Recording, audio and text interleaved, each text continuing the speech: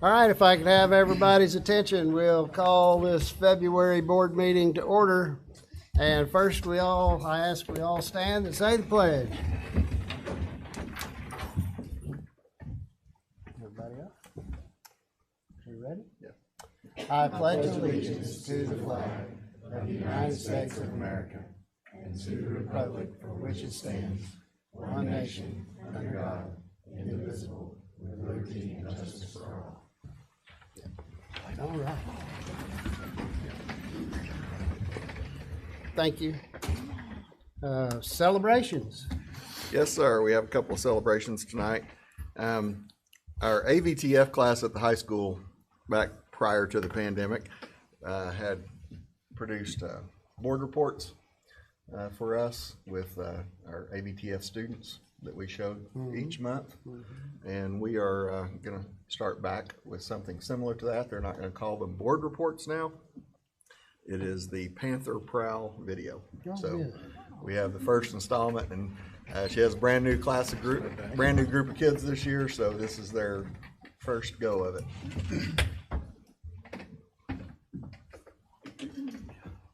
Welcome to the Panther Prowl, your Silent Springs School District report.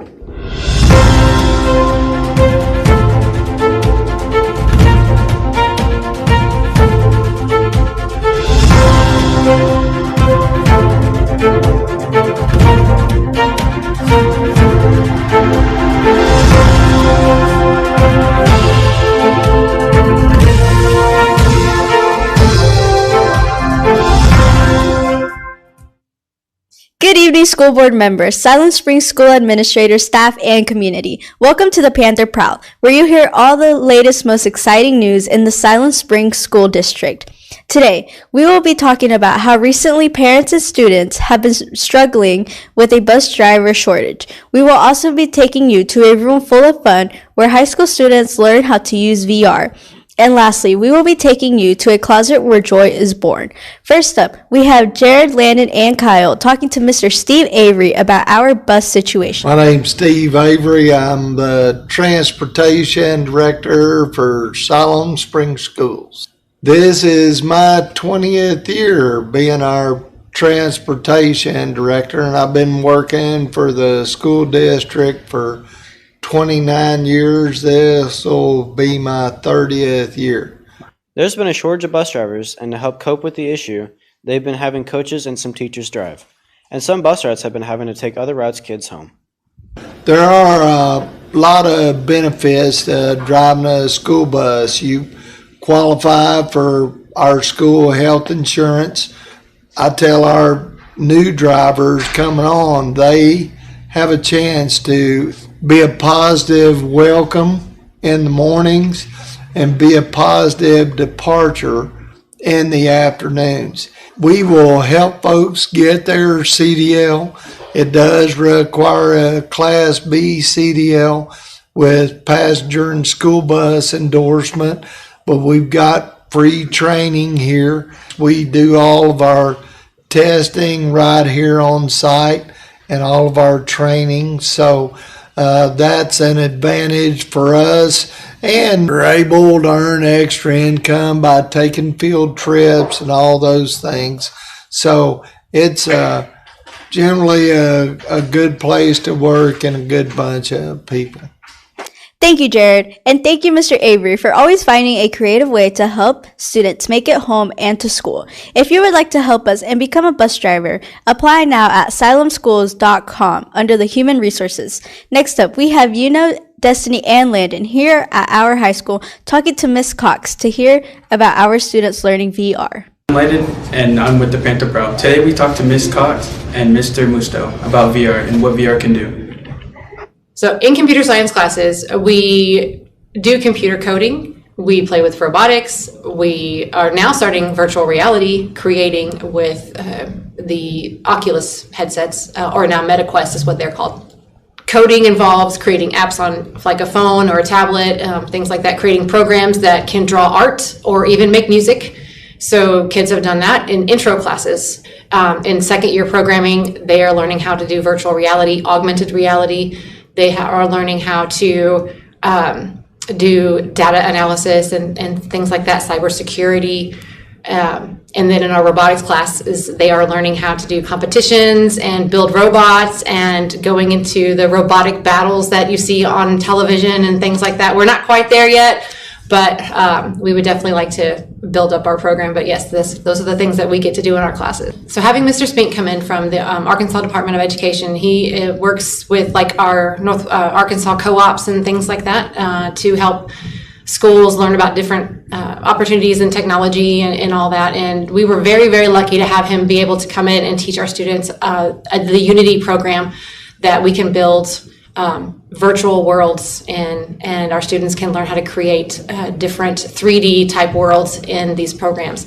Like we practice building a world like that was a mountains and cabins and trees and lakes and things like that. So it's definitely a unique opportunity for our students to get involved in, and I'm really, really excited for them to be able to learn this and find these unique things that Siloam Springs get to offer our students.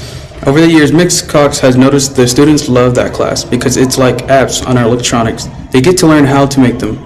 So I am a statewide computer science specialist working for the Arkansas Department of Education. And so our main role, our job, is to go around and train and support teachers to teach computer science at their schools. But also with that, we do some extra things. So today we're here actually doing a training with students on a piece of software called Unity. So Unity is a game design software. It gives you the ability to make the graphics that you see when you're playing these games. You can do two-dimensional games, but also three-dimensional games, and then also using it with other programs to program that game. So not just make the visuals of what you see, but make your characters do the actions they can do, or make your environment change the way it should. We're all thankful for Ms. Cox and Mr. Musto and her students. Their work has made over students interested in wanting to work with VR. We are so glad to have teachers like Ms. Cox in our school. Back to you, Jocelyn. Thank you, Landon. I can't believe VR is that fun. Last but not least, we have River and Erica at our high school where FCCLA has started a Closet of Joy. Hi, I'm River Ward, and today we will be doing a story on the Care Closet, which I am currently inside of. You can go to the Care Closet for personal items and any items you may need for students or families in need. The Care Closet is a room located in the attendance office where students and families in need can get food and other personal items. We made the Care Closet in order to compete in star events for FCCLA. So we had a donation within our chapter, then we eventually opened it up to the school, and then we held a drive at our local company co-op. We started planning and all of that for it in like late August, but it opened up the week before Thanksgiving. And make sure to go to the Care Closet located in the attendance office for any items that you might need. Now back to Jocelyn in the studio. Thank you, River. If you or anybody you know needs help, please don't be shy and go to the Care Closet. They are always there to help. Now, thank you for tuning into the Panther Prowl. Tune in next month to hear more exciting news happening in our school district. Shout out to our school board members. Without you, we wouldn't be where we are today.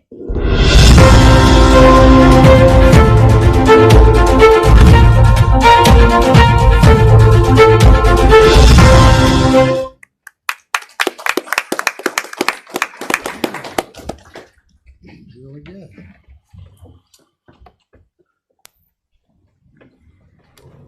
Any other celebration? Yes, we do have another celebration. Before I go to that, I'd like to thank Megan Dennison and her class for bringing that back to us, and I look forward to seeing what they have in future installments of Panther Pro. Our next celebration, I'm going to turn the floor over to Dr. Miller, correct, Karen? Okay.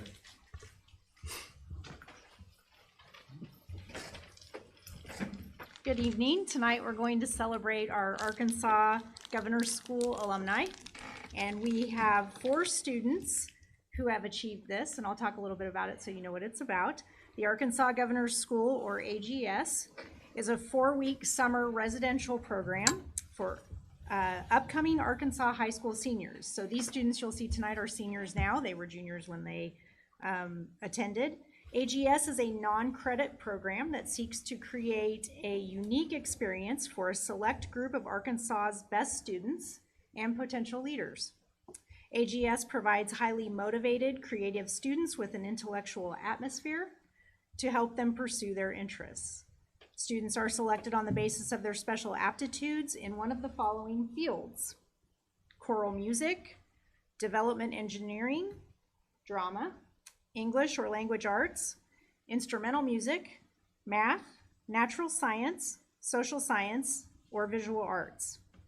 Nominees for the AGS must demonstrate creativity in academic or creative fields, above average ability in the nominated discipline area, and a high degree of self-motivation, as well as intellectual, social, and emotional maturity.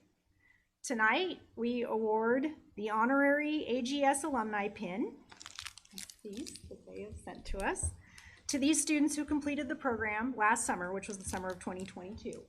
So we have 4 students. If you would, and you're here, come receive your pin.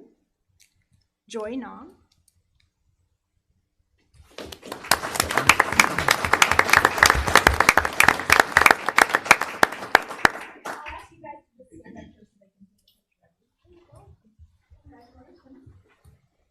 Carlos Zamora.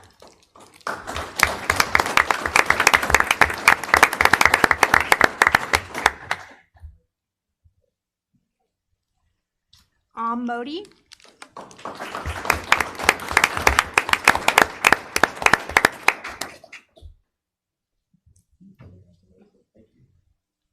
And then Maddie Ruiz, but I don't think she is here.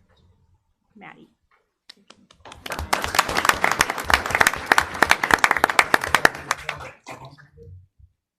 Congratulations, you guys. That's quite an honor.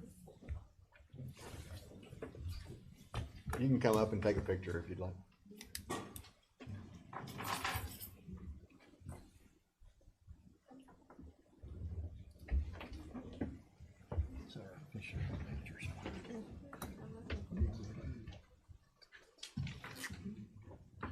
So what was each awarded for?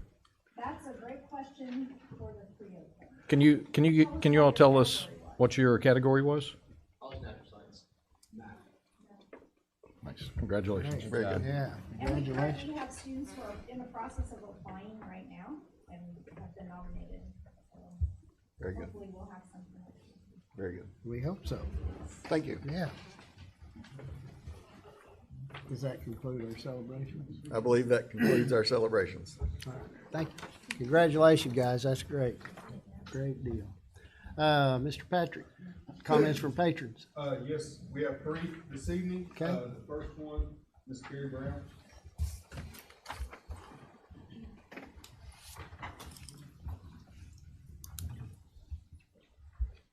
Good evening. Good evening. I just wanted to come to you guys to ask for your consideration in making soccer a credit or a class that our kids can take. My daughter played soccer last year and will likely continue all throughout her high school career. And I've noticed during the soccer season, a lot of kids tend to fall behind because they are gone a lot. They also are, our kids are amazing. They do their absolute best. A lot of them have after-school jobs, so they have a lot of difficulty trying to keep up with after-school jobs, homework, church, any extracurriculars, and then also soccer. I've noticed that she is still currently enrolled in volleyball as well, and this season, now that volleyball is off season, a lot of times they spend a lot of time just being in the gym or shuttling back and forth to JBU. So I was wondering if possibly soccer could take that spot whenever it's on season. I really didn't have a whole lot of things to say other than just it would be really beneficial, I think, for our kids to be able to have that time as a class. And also, if soccer is the only sport that they play, then they still have to take a PE class in order to get credit for that. So having soccer in that spot would also be beneficial for those kids. Thank you. All right. Thanks. Thank you.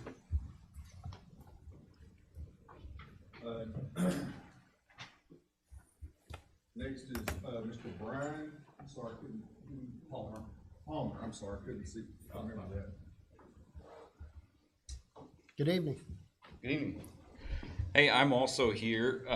Brian Palmer, my daughter Hannah is a high schooler, and I'm here because we were at our team meeting, and the question came up about why soccer wasn't a school class, and when we asked about that, how that could happen, it was to say, hey, come to you guys and request that happen. My daughter also is a volleyball player, and so it also is a question to me of why an out-of-season sport is a class, an in-season sport isn't a class. So I would just love for you guys to consider how that might be able to happen.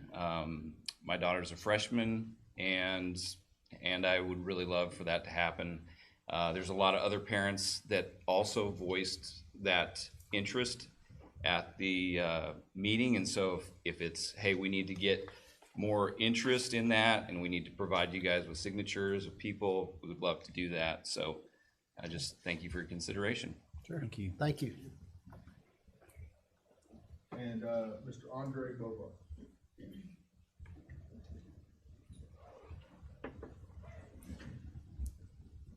Good evening. Good evening. Andre Brokar, my wife, is here with me as well. First, I want to just thank you for your leadership and work on behalf of the school district and our kids. A lot of what you do goes probably unnoticed by the general public, but thank you for your work. I too am here to ask for consideration for the soccer programs, high school soccer programs, to be considered as an academic class. I've had 4 children attend or are attending. My youngest 2, my daughters, are both in high school right now. Both play volleyball and soccer, and would like to see the benefit that a class would give to the soccer program like it does to the volleyball program. I'd actually like to see it be equitable among all sports, quite honestly. I think there's some good rationale why there would be some equity among the sports.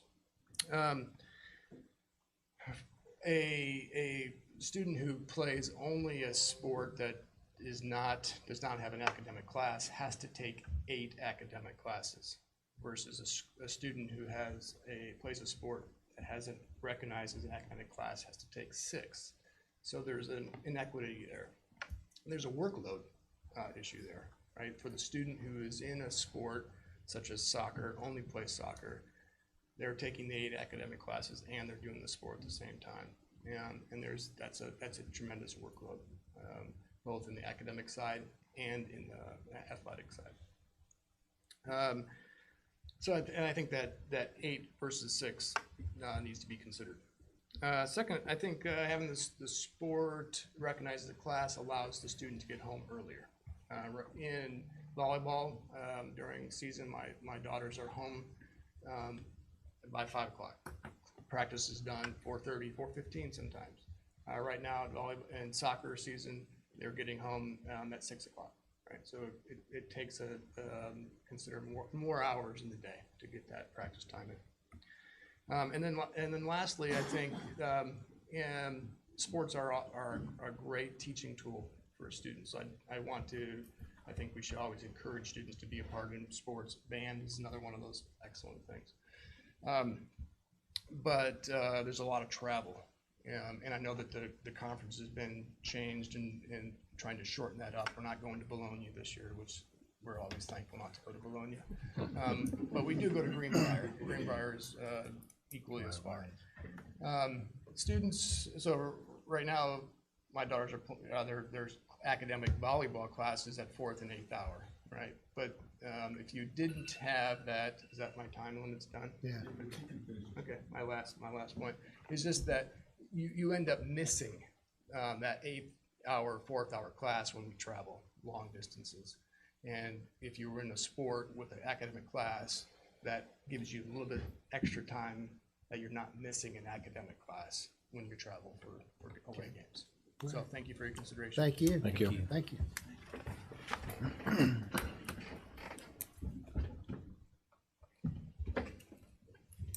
All right. All right, Bambi, let the minutes show that we have an established quorum. The first item will be to approve the minutes of the regular board meeting and the work session of the 17th and student hearings of the 12th, 16th, and February 6th. Motion to approve. Second. All in favor? Aye. Opposed? All right, that brings us to reports, and Mr. Wiggins is up first. Before I give my report, I'm going to comment on the last item. I don't know if you all caught how many sets of minutes he just mentioned approving. We had minutes from the 12th, the 17th, student hearings on the 12th, the 16th, and the 6th.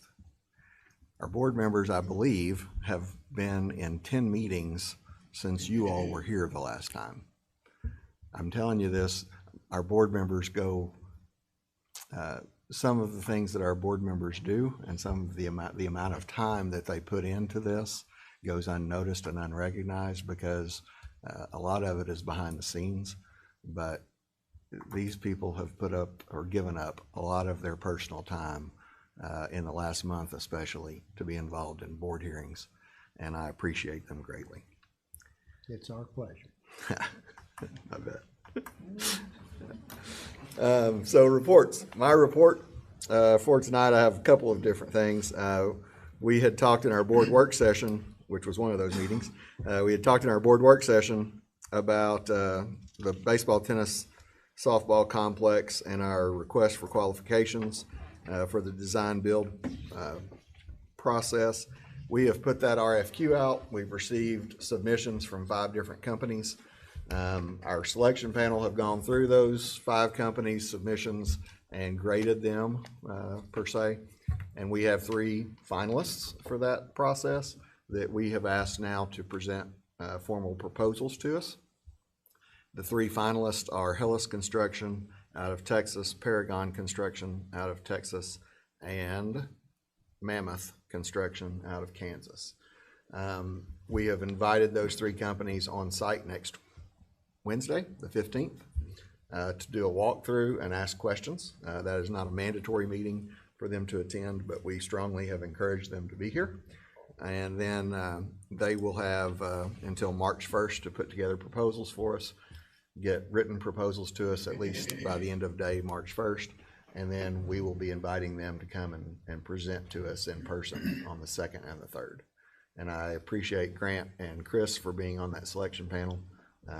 Just giving you an update on that process. Yeah, good.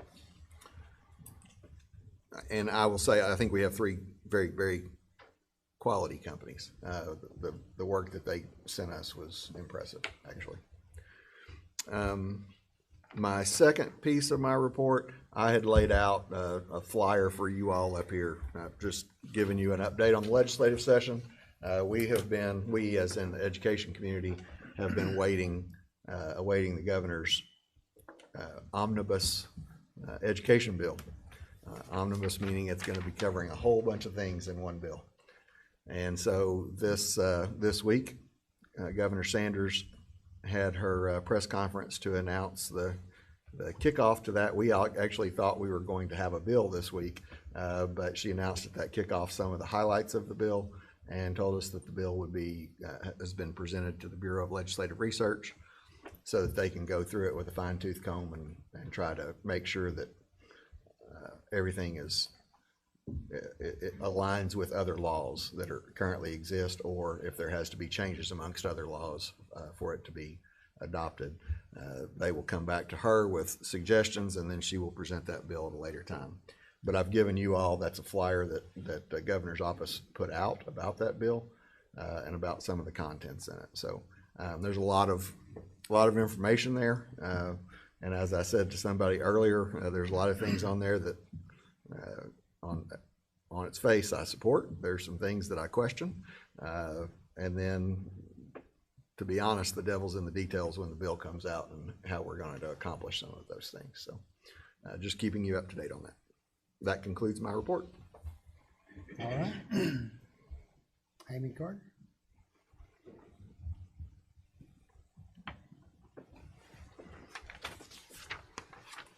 Good evening. I just have a couple of updates. So hopefully, well, not hopefully, we will. Next week, we will be submitting a grant to the Department of Ed. It's called the SOAR grant, SOAR, Successful Outcomes for Arkansas Readers. And we can be rewarded up to $400,000. So the instructional coaches have been working very hard over the last several weeks, along with Kelly Sweebeck, working to gather the data and the materials to submit that grant. So our fingers are crossed, and then hopefully in a few weeks, I'll be returning to tell you we received them. But we will keep our fingers crossed till that point. I would also like to give a shout out to our school counselors. This is School Counselor Week.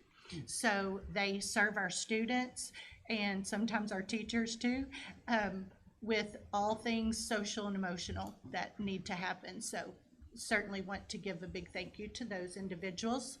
And then the month of February is CTE month in the state of Arkansas. And so I've asked Luke Shoemaker to do a quick little presentation that just highlights our CTE programs that we have. And then that concludes my report. Good evening. Good evening. Some of this will be information that most of you attend our stakeholder meeting, so you've seen some of this, but a lot of it will be celebrating. So like Ms. Carter said, it's CTE month. And so, I've been blessed to have student taught in the CTE department at Salem Springs, so I've taught in the CTE department at Salem Springs, and now to help lead CTE at Salem Springs. But the core of it is our classroom teachers. So in our district, 27 teachers teach some type of CTE course. 19 of those are at the high school, there's a few at the middle school, and there's one at intermediate school. And being a CTE teacher is a little unique in the sense that most likely you're teaching several preps, so several different sections of courses with a lot of array of content knowledge. So there's a lot of planning, a lot of their own curriculum writing, and obviously we have a lot of courses. We offer over 70 unique courses from 6th grade to 12th grade in our CTE programs. And from that, now this doesn't account for the fact that we have a lot of kids who take more than one CTE class, but that's the enrollment total of students that are in some sort, all the classes add together, 2,874 students. So we service a lot of kids in CTE. And one of the big parts of CTE is to also be a part of what's called a career and technical student organization. So even from the Panther Prowl, that's produced by a lot of our kids that are in what's called student television news, but I'll go through the different ones. So DECA, that is our CTSO for our business classes. Recently in that CTSO, we had 10 students qualify for their international competition in Orlando, Florida. And on top of that, Angie Amos, one of the advisors, she was awarded Outstanding Marketing Teacher of the Year in the state of Arkansas. FCCLA, who we've honored here at the board meeting before last summer, had 6 go to nationals. Currently have a district officer. Currently have a student running for state officer. And if you met this student and interviewed her, you know she's going to win it. She's very sharp, very bright. And then on top of that, you saw the care closet that they're putting on. That's also part of an event. And if that doesn't get them to nationals, I got to make some phone calls because they've done a heck of a job at organizing that with me and Dr. Miller.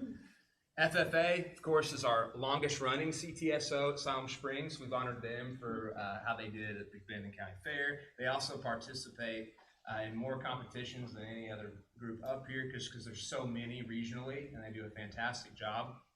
HOSA, this is our medical CTSO. HOSA does kind of a great stat on them. They host 2 blood drives on campus, one in the fall, one in the spring.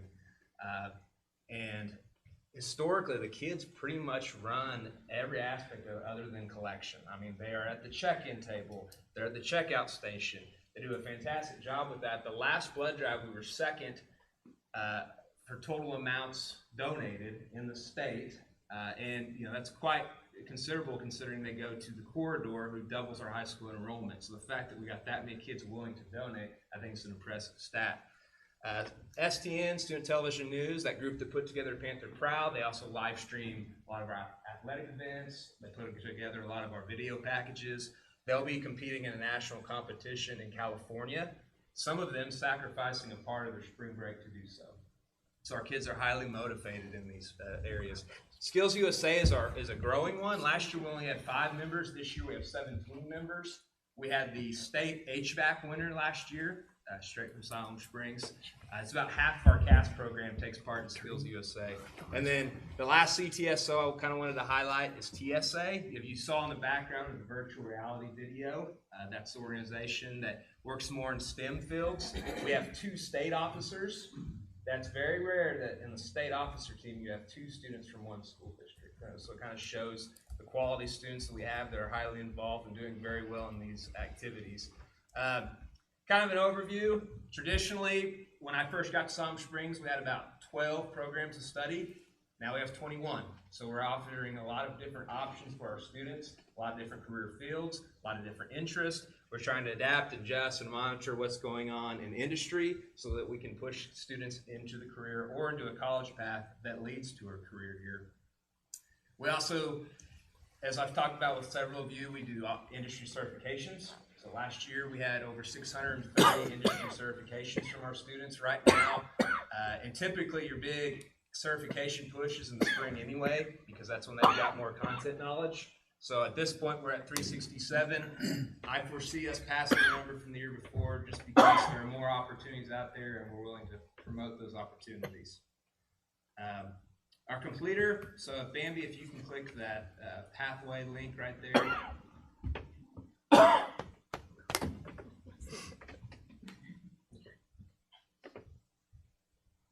And if you can scroll to the top for me, I won't go through all of them, but essentially if a student goes through 3 specific courses tied to a specific career pathway, then they are what's called a completer. From our current senior class, we have 160 students that have gone through a specific pathway.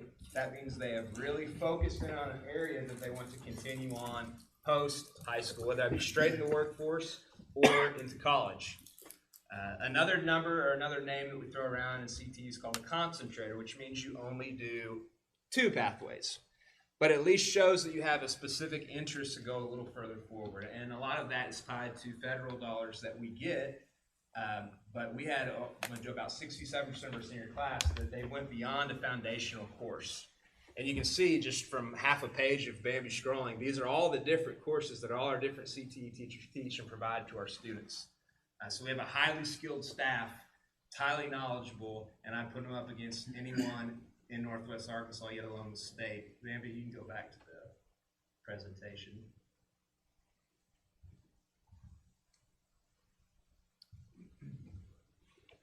And why is that so important? Our data from last year's, or 2 years ago graduates, we'll get the data from last year's graduates here in about a week. 97% graduation rate for a concentrator, which shows when you're interested in something, you come to school and you finish school. And that's been the case with CTE. And then an 85% post-secondary placement rate, we want that to be even higher. That seems good, but we want that to be even higher. That means they went to college, or they went straight into the workforce, or they went into the military. And then lastly, just what do students say? What are their thoughts? So in 2018, we started sending out to our completers to fill out an IMCTE questionnaire, and then we make a poster for them, and we have an event to honor our completers and to give out CTE awards. So for this current class, this past week, I sent out an email to each completer to have them fill out the form, and this is some of the things they said. I mean, the biggest one to me is the third quote. They gave me something to look forward to during the school day. Not every kid is college bound, and I think we know that. So offering these opportunities, something that brings them to school, something they're passionate about, they found something of interest, I think goes a long way. And we've done a fantastic job, and we have fantastic people, but we still have areas to grow. But I do want you all to know, a lot of times in the news, it's schools aren't doing this, and that, and we don't always hear this side of it. But this community, this school, we have a lot of fantastic kids with a lot of skill sets that can do things with VR or video editing that I wouldn't even fathom to do while at school. So I'm proud of our CTE program, and I appreciate your support as community partners when you come to our stakeholder events, for just listening in and giving you feedback. So thank you for your time. Thank you. Hey, Luke. Very good. So I've got one question, sorry. You said that, it's programs that the kids are interested in. How do they how do they show interest? So last year I did a student survey. I did 7 through 11. I didn't do last year's seniors because they were going out the door to gather data. In the survey, it doesn't specifically list areas. It's more of a genuine like interest that based on their results, it plugs them into one of the 16 career clusters. And from that, we service, from the results of that, from those programs of study, 18 were in the top 4 career clusters. So it's kind of a gauge for that. Another gauge is enrollment. Through our CAP process, we have a pretty good idea. And then honestly, when I was in the classroom, you got to sell your program to your students. So if you're teaching a foundational class, you start to ask, like, what is your passion? So for me, I taught accounting. On the surface, a lot of people, except Teresa, would say accounting is boring. Accounting is tedious. For me, I was like, no, here's what accounting is. Like, and then you explain, you dive deeper. All the foundational courses are really an array of what is within this program of study, so you understand what a student might be passionate about. And luckily, there's some flexibility and frameworks to touch on different, like just because it's an accounting class, well, of course, accounting can talk about even HR for a little bit. So those are the different ways we kind of gather interest through student input. So every student is given this survey? It's sent to them. I'm not going to say every student's filling it out, but it is definitely sent to them, and it was I did some numbers. Obviously, the high schoolers gave more input than the mid-level did, but last year's, this current senior class, it was about 73% that filled it out. Yeah. Luke, what do we do with our upcoming 9th graders when they're in 8th grade? Do we still do a presentation to them when they come over and visit? Yes, so we have, in fact, this upcoming school parent-teacher conference night, we have a career fair, or elective fair is what we're calling it, but it is to showcase and I'll have a printout of all the different options that a rising 9th grader can take so parent can see, and then we'll have booths set up with student leaders from a lot of these CTSOs to explain, like, here's what we do in the organization, here's what we do in class.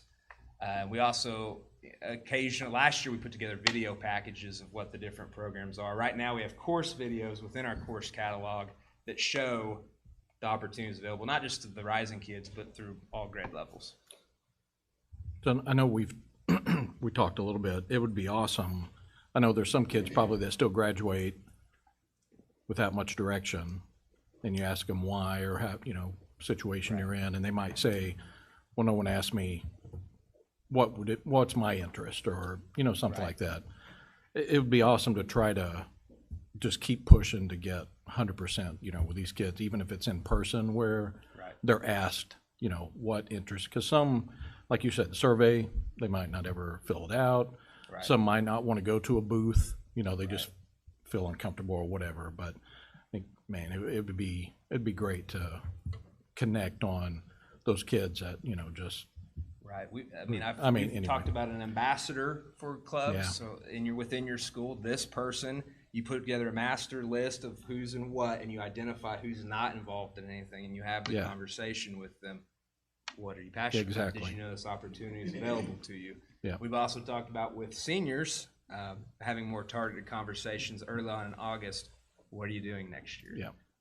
What can I help you with? If it's not college, who can I call? Where can I get you an interview? Those type of things. 'Cause Awesome. you're right. There's a lot more for this. Yeah. Even though kids, that's a little scary to them. I know. There's a lot more meaning to them. But just not to have a kid be able to walk away and say, well, no one asked me. Right. That would be awesome. So just, I encourage you to keep thinking through those questionnaires or however you do it. So good job. So Luke, you did a great job. I'm gonna put you on the spot though. All right. Fantastic. He didn't know I'm gonna ask him this, so if you don't know the answer, it's okay. Historically, we are the 19th largest school district in the state. Mm-hmm. We are the 22nd largest high school in the state. Historically, do you have any idea where we rank, like number of concentrators, number of CTE courses offered? So I can answer on the program of study piece right off the top. I know that, and I know this, she's a good friend of mine, Lisa Hodson-Pillard posted Fayetteville's number of programs of study. They have 12. We offer 21. That's not to say that we're better, but that is showing that there's more programming offering there. On the concentrator piece, I can definitely run that. I can actually run a report that shows concentrators from every school district. Okay. But I would say 218 is a pretty large chunk when you think about percentile, 67% of your graduates. That's beating a lot of places. So the last time I actually knew that, we were number 2 in the state as far as the number of programs of study. Yeah. Now, I don't In know where we 1 week, stand when now. I get that report I discussed, it will definitely have it all highlighted where we stand. I think we're in a good place. Of Okay. course, the guy giving me that report also used to stand in this spot, so. Yes. Thanks. Thank you. And along those lines, before I turn it over to Shane, I got a notice today that former agri teacher for us, former CAS teacher for us, has a new job. Mike Rogers, who worked for us for a number of years and helped start the CAS program at the high school, has been named today. He was appointed as the Chief Workforce Officer for the state of Arkansas under Governor Sanders. And he will be heading the first, well, it says first ever. I think we might have had a workforce cabinet previously, years and years and years ago.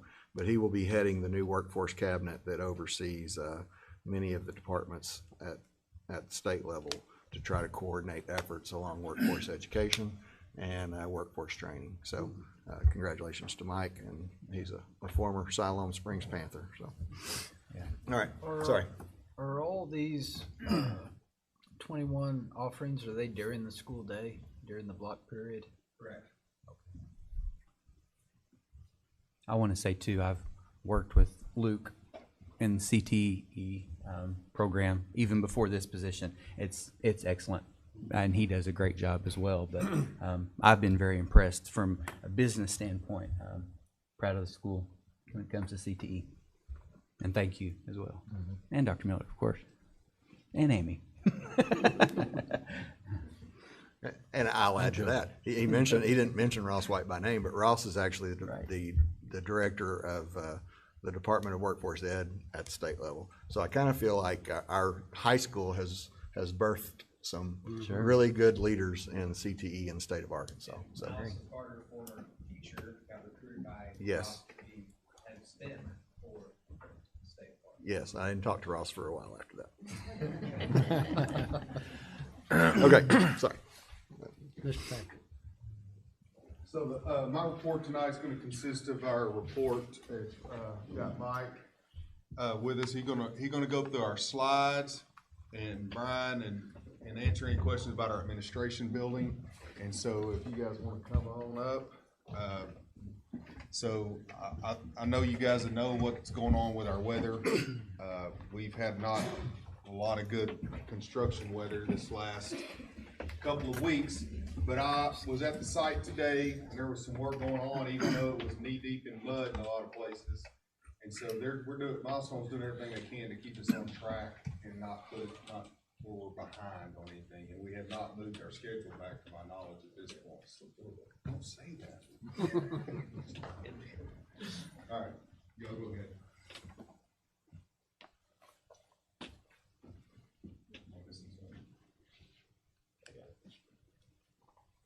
Good evening. It's good to see everybody again.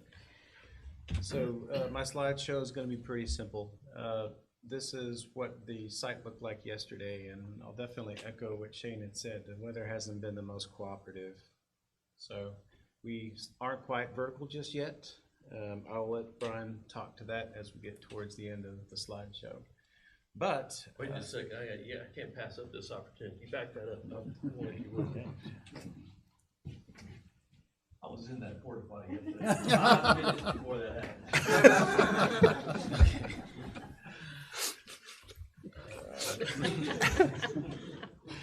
So the last time I was here, we spoke about slab prep for the northern half of the first floor, and that had been poured. And 2 weeks ago, Milestone had done slab prep for the southern half of the first floor, and concrete was poured. I think it was on the 26th or the 27th. And so these are some pictures of the slab prep. This is a view looking south. I'm standing approximately here, looking this way. A lot of this looks like the last set of slides that I had showed you last time I was here, but I take a lot of pride in taking these photos and showing them to you because I must admit the preparation work the taping of the vapor retarders, the taping around the plumbing stubs, re-entrant bars, lapping of the mesh. They've been doing a very good job. I know that this picture may indicate that there's just a lot of taking away and reapplying and taping, but that's because there was work that was not to the satisfaction of this gentleman here. That's Rick Purcell. He's your job site superintendent. And so when I was out to observe and to check elevations, to check the installation of this stuff, there wasn't anything. I don't know that my report had a single item on it. So that goes for the entirety of the slab on grade.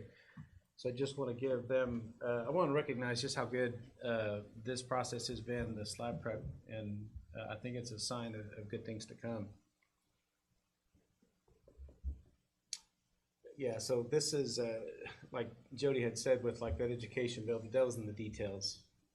Same is the case when they install vapor retarders under building slabs. So, but just as an example, minimum 6-inch lap where one vapor retarder section overlaps another, and this is clearly over a foot.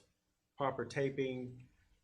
This is an indication of where control joints are going to be sawed once the slab is poured. We require them to cut away segments of the mesh that weakens the slab because we're trying to encourage cracking to occur at those locations. So these are some of the things that I look at when I'm walking the slab and just doing the prep observation. And like I said, they've been doing such a good job. So it's been great working with them. So here are some more images of the slab prep yesterday. If you go out there today or tomorrow, it won't look this wet, but essentially this is the southern half of the slab. They're keeping thermal blanketing on. How much longer do you think they're going to have the blanket on there? For the full 28 days? Or? It will probably come off at any time. It's just up to them at this point. Okay. The reason why this is here is because this was one of the strategies of Milestone from the get-go. They were trying to get the slab poured before all this inclement weather happened.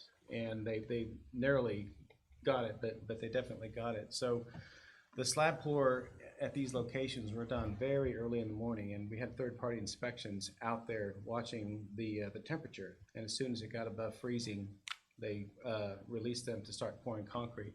So they pour the concrete, they float the concrete, and then they put thermal blanketing over top of it. And just the curing process, it generates heat.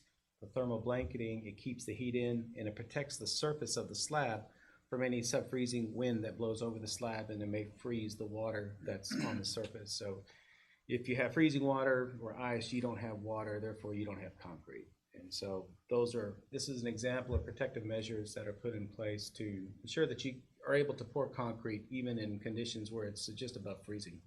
We also put the blankets on the night before and the day before, so when we get there in the morning, the ground is not frozen. So we lay the blankets out and then pull them back for the concrete and then place the concrete back. And then knowing that we had snow coming, we actually went an extra level and put visqueen down, then the blankets. So then when we pull the blankets off to get the snow off, all the additional snow that fell off would come off with the visqueen. So. I'll turn it over to Brian now so he can speak a little bit about schedule. Well, that was, we were almost still on schedule. We've had a little bit of slippage that we do feel confident, or I feel confident that we'll be able to make it up. And I don't know where the button is. Where's the button? Right in here. I think there's a lot of opportunity to make up what little time we have slipped in the schedule. So we hopefully about this time next month, we'll still start seeing a lot of steel going up. And in the meantime, we got a lot of prep work to do in the parking lot, finishing curbs and gutter and working on some exterior foundation, trickle channel, pond stuff coming up. So I update this as I come to you every board meeting, and not only do I slide this line here, which represents where we are now, but I also make changes to these bars in these major scopes of work that's in their schedule, and this is based on the most recent pay application that they had sent to me. The key thing to point out is this hasn't changed. So the certificate of occupancy, we're still looking at the end of October. So as Brian said, I think there's definitely plenty of opportunity to make up some of the time that may have been impacted by the weather. I think the previous schedules, we had hoped in our internals, we had it finishing ahead of time. So it slipped back to our normal. I guess I left that part out. So in our projection, we had hoped to finish 2 weeks early, but right now we're finishing per contract. Any questions? I'm okay with that. Just wanna make sure. We're good. So, one thing that he mentioned about the concrete early in the morning, so on both floors, so they mobilized at 2:30 a.m. The concrete arrived at 4 a.m. and they started pumping concrete at 4 a.m. And both times I was not out there at 4 a.m., but I was out there in time to see them be able to finish. I was out on site usually before 6 and was able to watch that. And it's really amazing the work that they do, the care that, I've been impressed with the care Milestone has made sure our subcontractors are taking in the prep work and actual pour of the slab. So been very impressed. They're very knowledgeable and we'll continue to see good things come as we move forward. Two points to that is our subcontractors are fantastic today. So they've done an excellent job. They have some frustrations with us holding their feet to the fire on some areas, but they have finished excellent. And the other point was one of those mornings, I don't know if it was before you got there, that big meteor that happened about a month ago or something. The guys were out there. What was that? So they were able to see it live. So I missed it. And I do want to offer the opportunity once again, if the board individually or as a group would like to come out to the site and just tour around, if you let me know, we can set that up. We've already prepped, ready for that at Milestone. We have the hard hats and that kind of stuff out there ready to go. So if you guys want to do that, just contact me and we can set that up at any time. I don't think they really care what's going on the site. It's just a matter of when you want to get together and go look. An opportunity for that would, our next board lunch will be next month, hopefully, at the high school. So we could incorporate that that day. There you go. It's up to you all. And maybe we won't need our rubber boots. Maybe. Yeah, let's wait till it dries up a little bit. All right. Thank you. Thank you. Thank you, guys. Yes, and then we've got a time-lapse video, real quick time-lapse video that'll show you the progress from day one till yesterday, I believe.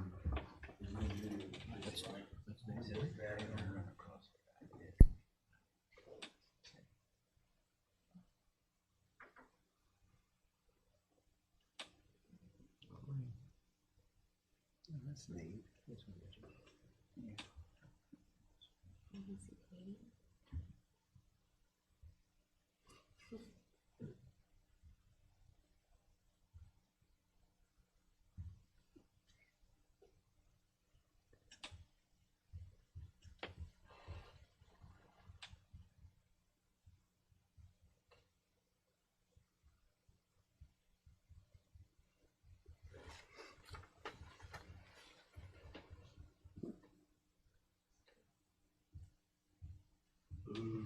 Yeah. There we go. And I do want to also mention, while all this is going on, I also appreciate Mike's team. So Mike and Sarah with Bill, their interior designer, and I have been constantly working on furniture orders and preparation to get that stuff. It's long lead times on that. So we've been working trying to make sure that we get that stuff right, ordered, and everything that we need. And so there's a lot of things outside of the building. We've been coordinating for the audio visual stuff that goes into the new boardroom / testing center for the virtual room. And so there's a lot of different things that go into the building other than the structure itself. And so I appreciate the guidance from Mike on all that kind of stuff. And I think the only thing I have left is to let you know, I told you, I think a few weeks ago or a few months ago, that we were finally approved for funding for the roof on Panther Arena over at the middle school that we had applied for in 2017, Randall. We were I think the first time in 2017, it was approved every single year and not funded. They had some extra money this year and helped us fund. And Randall and I are meeting with a roofing company in a couple of weeks to look at the options for how to do that and see what that price tag is going to come in, because the original cost estimate was back in 2017. And as we all know, inflation, I'm sure that's not going to come close to it. So we need to see what that is and then coordinate with Terry and Mr. Wiggins and the board about how we want to move forward with that. Any questions for me? We're doing stained concrete over there, aren't we? We have several different types. So we have correct me if I'm wrong, Mike, we have stained concrete, then we have a sealed concrete in a couple of small areas. We have carpet in some areas. We have LVT, excuse me, in some areas. What am I missing? Okay. And so different areas. Does covering it, do you have to do anything different, like an acid wash? Does it affect the surface? I didn't specify an acid wash. The product that I specified is a tougher dyeing seal. The disadvantages of acid wash is that it's very unpredictable. It can turn out really blotchy. The benefits of dyeing seal is that it's a much more even application, and it just turns out to be a better product. As far as what you need to do to it, it serves as a sealer as well as providing. It's a penetrating dye, so there's no additional treatment that you have to do on top of the slab. So it'll be ground down, so you'll actually see some aggregate, and that gives it the character when you do the dye and seal. It'll give it character where it kind of, I'm not gonna say it looks like the terrazzo flooring that we have in some of our buildings, but you kind of get that kind of look, because when it grind down that surface, that concrete, you'll see the pebbles, stuff that'll kind of gives it that character once the dye. And we're actually here in the next few weeks are going to have to start picking our colors based on all that stuff. I'll get with Mike and Sarah and the Milestone team, and we'll make sure and get our colors picked out for all that different stuff. So it won't be one solid color across every floor. There'll be a little detail work in. And the polishing is, it's just a level 1, it's called salt and pepper. It's down just enough to where you start to see some of the aggregate. Any other questions? All right. Thank you. During Mike's presentation, he mentioned the devil's in the details, and he had a picture of vapor barrier and talked about the 6-inch overlap and how it was a foot and the seams being taped. That became very important on one of our gym floors about 15 or 20 years ago, when we had to replace an entire gym floor because the vapor barrier had separated when they did the original foundations. And so thank you for paying attention. It's also part of the reason we had to replace the flooring in the south side, one side of Southside Elementary, the vapor barrier. Kids were sitting on the floor and their rear ends would be wet because the water was seeping up. Yeah. Thank you all. Yeah. Thank you. All right, thank you for your report. That brings us to the action items, January financials. No Terry tonight, huh?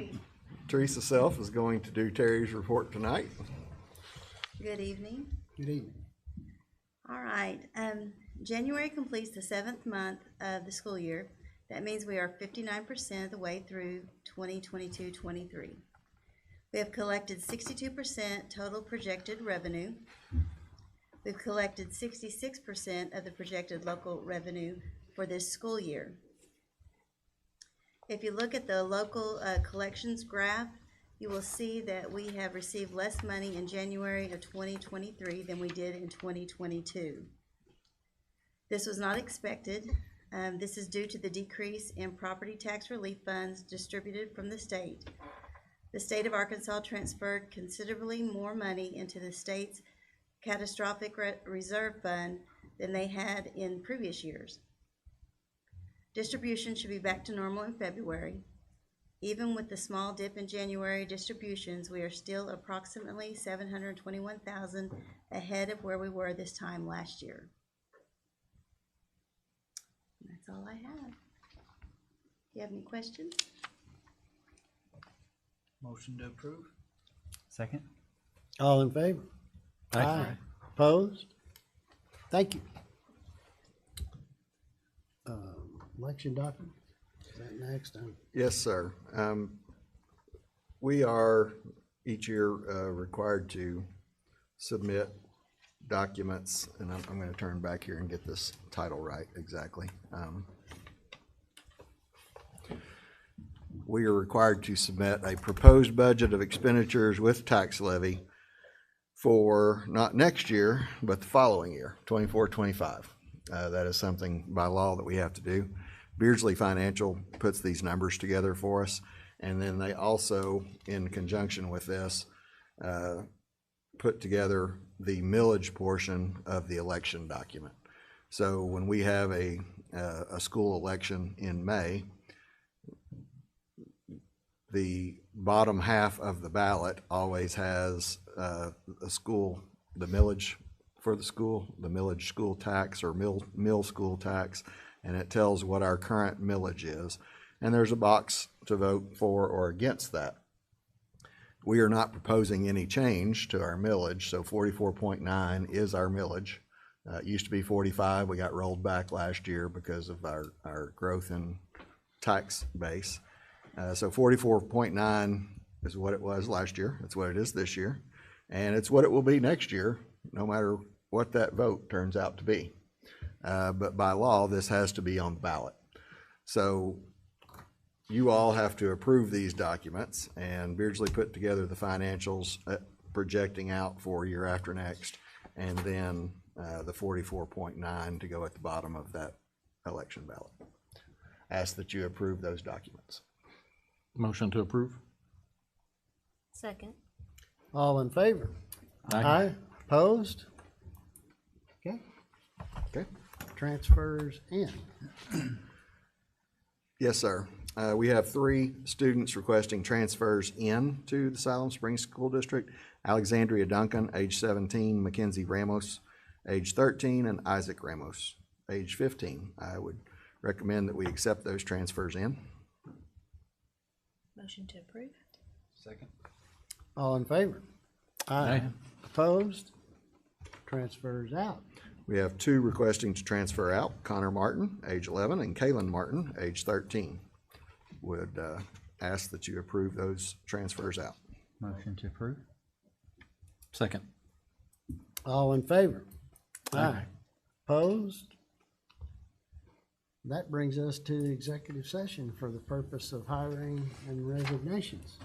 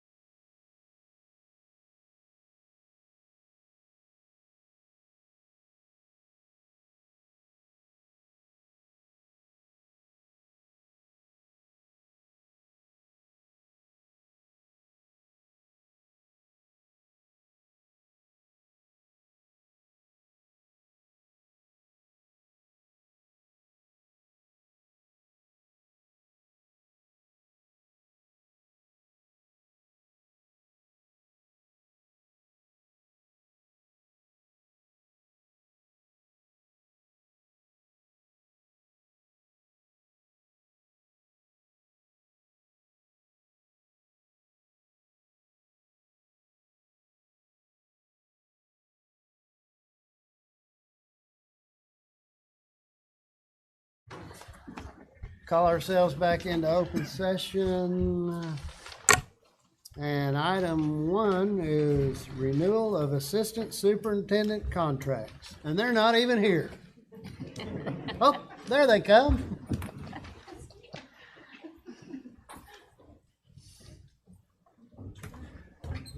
So you have a letter in your packet recommending the renewal of Amy and Shane's contracts. I just want to talk really quickly about both. Amy is doing an amazing job leading our curriculum division, our curriculum side of the schools. She is high energy and demands attention. And that didn't sound good. I'm sorry. Amy is very knowledgeable in curriculum, and she's worked all across the state, so she knows how schools work in all corners of the state. She has in a previous job, her job description was to help struggling schools, so she understands the challenges and the roadblocks that kids can have and that schools can have, and she is dedicated to helping overcome those in our school buildings. And I believe she is highly respected by our administrators and liked, and that's a unique combination. So I am very appreciative of Amy, and there's been a time this year where Amy wasn't available for a little while, and we missed her greatly. And we are glad to have her back full-time and full energy, and I am proud to recommend that we rehire her for next year.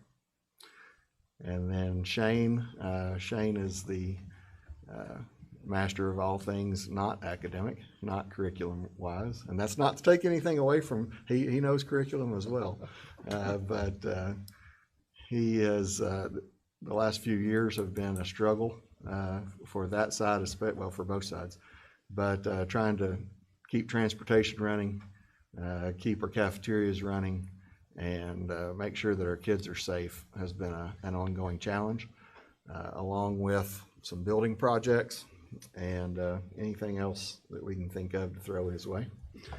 And I'm very appreciative to Shane for he takes a lot of the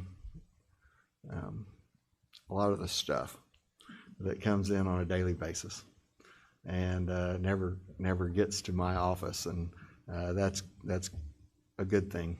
And he does it with class, and for the most part leaves people in a good mood, and they may not be happy with what he said, but I don't know of many that have gotten really upset with him either, and that takes a special talent. So I am very appreciative to both of my assistant superintendents, and I'm very thankful to the board that you all allowed me to hire 2 assistant superintendents when I came on as superintendent. They have helped tremendously, and they lighten the load tremendously.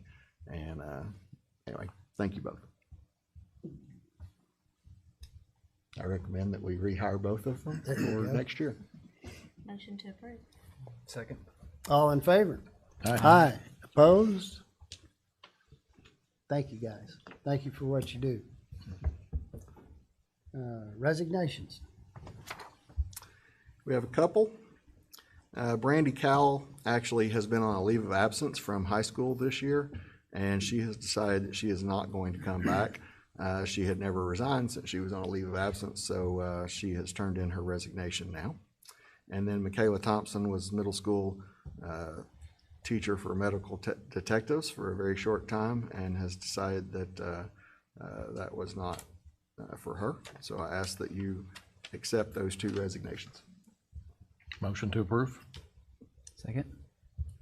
All in favor? Aye. Aye. Opposed? Okay, no staff to hire. No, sir. Transfers. So other items, Other personnel transfers, classified personnel changes. We have a transfer, a certified transfer actually, Jacqueline Curtis. Now it says certified, that's a classified transfer. Jacqueline Curtis from Southside Food Service to Allen Food Service. And then we have classified resignations. Frances Dee Dee Johnson, high school registrar. Dee Dee's been with us for quite a while. She's retiring. Kyla Pierce, Northside Special Ed Aide. Cassandra Russell, Intermediate Special Ed Aide. Gary Doherty, bus driver. Jacob Rogers Martin, custodian, and Kristen Boldra, food service manager trainee. And then classified hires, Bethany Reed, Allen Special Ed Aide, Megan Wilshon, Northside Pre-K Para, Guadalupe Copeland, food service, Gerald McDonald, food service. Additional items that have been added since the board packet was originally prepared. I have one emergency sick leave, and I believe that letter is in your packet. Terry and I have reviewed this, and this employee meets the requirements of our emergency sick leave policy. I would ask that you approve that emergency sick leave. Okay. Motion to approve. Second. All in favor? Aye. Opposed? Okay. That's all I have, sir. Motion to adjourn. Second. All in favor? Aye. Aye. Meeting adjourned. Thank you.